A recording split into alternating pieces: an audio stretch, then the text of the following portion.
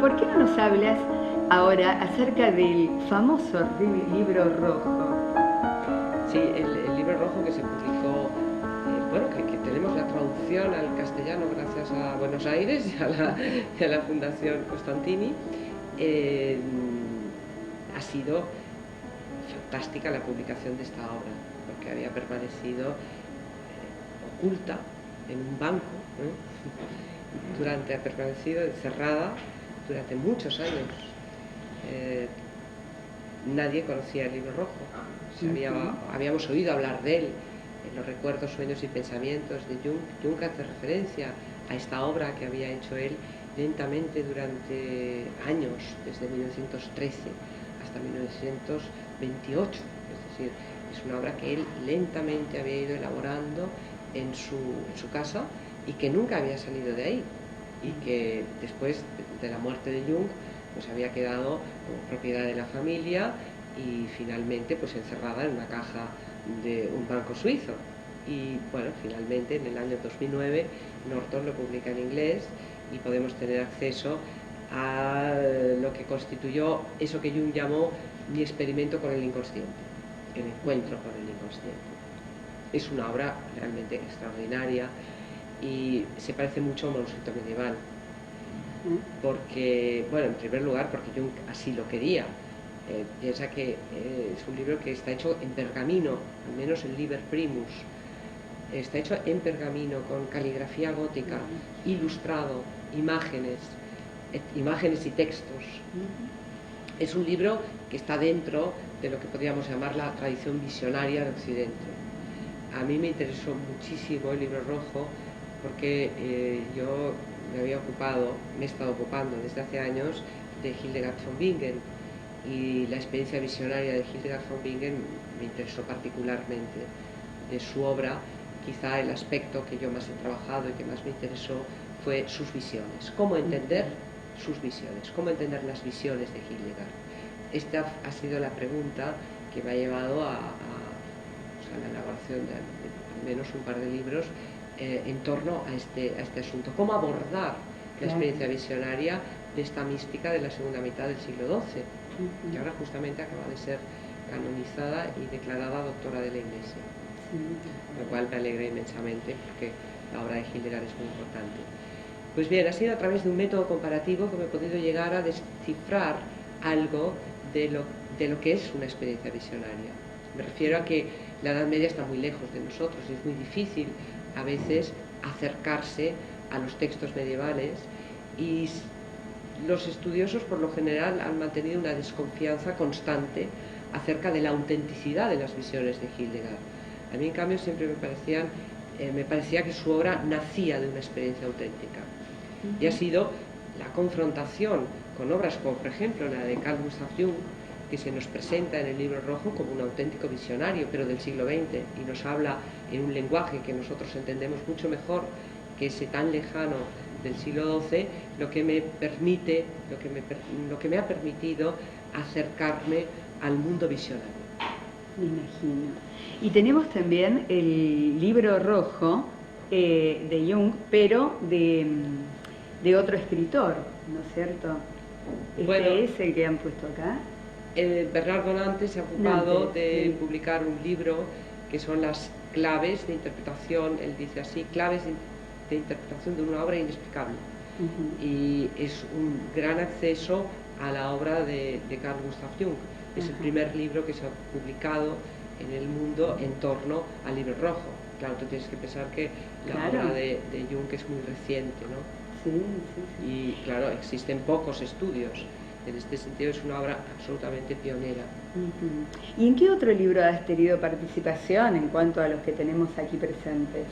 Bueno, en este, que es La voz de Filemón, publicado por el libro de Ariadna, en donde, aquí se reunieron toda una serie de ensayos de Francisco García Bazán, del mismo Bernardo Nantes, de Leandro Pinkler, de Enrique Galán, de Luigi Zoya, de Valentín Romero y de mí misma, que son primeros estudios sobre el libro rojo.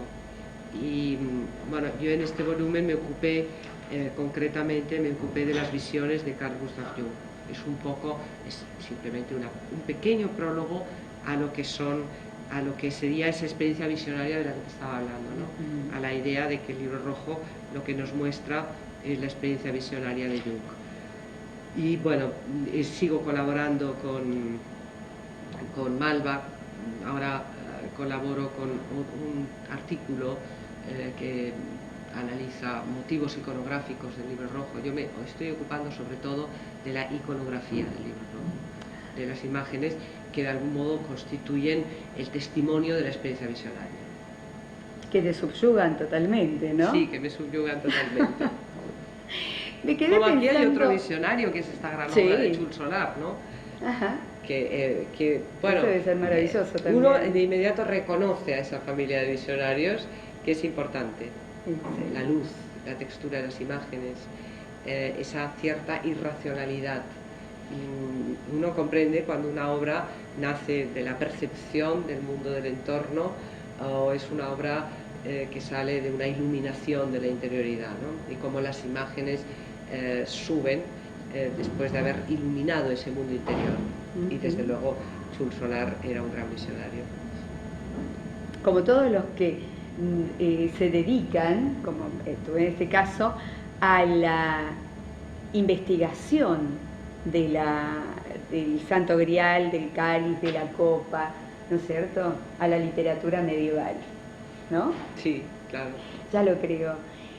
Me quedé pensando en Parsifal y en Lancelot. Si no me equivoco, eran los dos que uno habla del silencio, o no habla, sino que toma una actitud de silencio y el otro de duda. Para finalizar, ¿qué nos puedes comentar acerca de eso? Bueno, yo creo que la novela artúrica desarrolla lo que yo he llamado en un libro las figuras del destino. Es decir, creo que la novela artúrica nos pone delante de posibilidades de vida.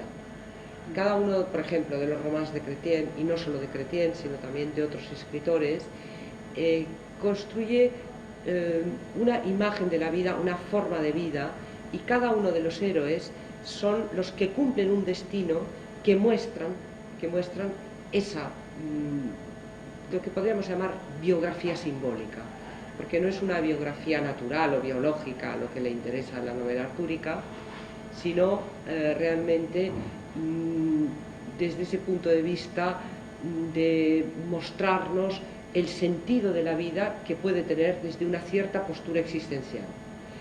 Y en Figuras del Destino, sobre todo, me ocupé de tres personajes que a mi modo de ver son auténticas figuras del destino, como son pues Lancelot, Perceval y Tristán, ¿no? Y yo creo que, bueno, por ejemplo, Lancelot, como comentaba antes, es lo que nos muestra, sobre todo, que nosotros lo conozcamos como el amante de la reina Ginebra, es lo que más, la identificación inmediata de Lancelot es esa, ¿no?